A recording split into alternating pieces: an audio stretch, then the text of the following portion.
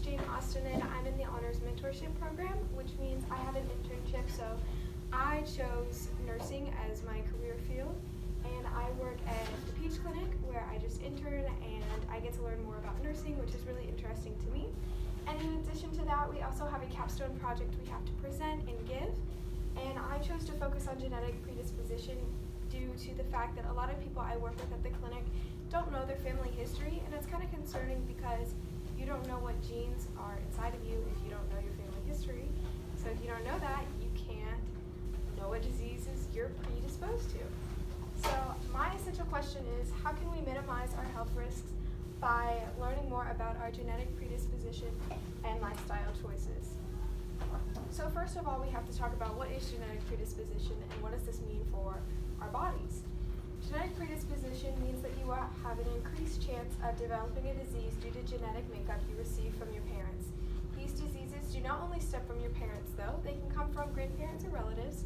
By having a genetic predisposition to a disease, it means that you have a higher likelihood of obtaining that disease, but if you go and get genetically tested, it does not mean 100% that you will get the disease if you test positive for it. So when there are three categories that you have to talk about when you're talking about genetically predisposed diseases. The first one is monogenetic disorders, the second one is multifactorial inherent disorders, and the third one is chromosome disorders. Monogenetic disorders are caused by a mutation in a single gene, and the most common examples of this would be your sickle cell disease, cystic fibrosis, and Huntington's disease. Multifactorial inherent disorders, which is what I'm going to focus on in my project because it's talking about the environmental factors you can control. Those are caused by a combination of small inherited variations in genes which work with the environmental factors of a person's life to develop diseases such as heart disease and diabetes. Also, more recent studies have shown that obesity, mental illnesses, and Alzheimer's disease can be linked back to our genetic makeup, and we can do some things, for instance, like obesity to control that. Lastly, chromosome disorders are caused by an excess of or deficiency of the genes that are located on our chromosomes or by structural changes within chromosomes. Down syndrome would be the most common example of this due to that mutation on the gene. So our next question comes, how do people know if they should be genetically tested for a disease? So genetic testing, I asked someone at the clinic who works with me, Heaven. She is genetically predisposed to a immune disease, and she has just recently gotten it. And she said, I think everyone should be tested because you never know what diseases you might be at risk for just based on what you know about your family history. While knowing your family history can help you watch out for certain complications, getting tested gives you definitive results and lets you know what you need to watch out for. Doctors may also recommend it due to health concerns about your family history, if they know your family history or what you have told them about your family history.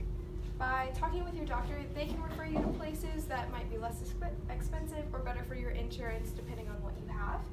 Also, by talking with your doctor, they might discuss diseases you might want to look more closely at, like I said, if they do know your family history. And then the next question becomes, what are the risks?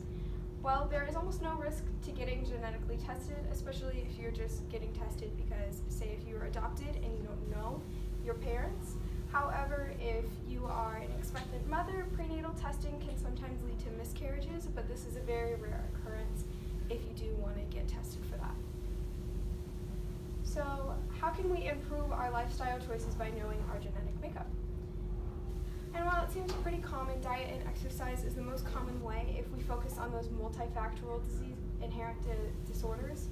While we can't change our genetic makeup, we do have an influence on how we eat and how we exercise. For monogenetic and chromosome disorders, there's nothing we can do to change the disorders that are already developing by our genes.